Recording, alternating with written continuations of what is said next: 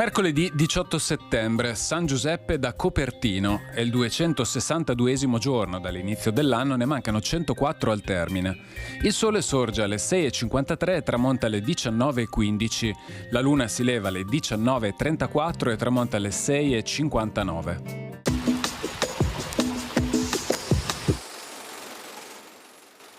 Giovanni da Spira introduce l'arte della stampa a Venezia.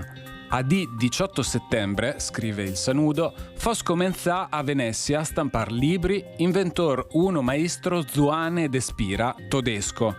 Nello stesso anno pubblica le Epistole ad familiares di Cicerone e subito dopo i libri Storie naturalisti di Plinio.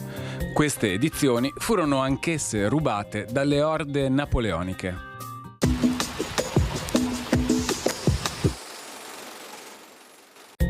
Le previsioni per domani.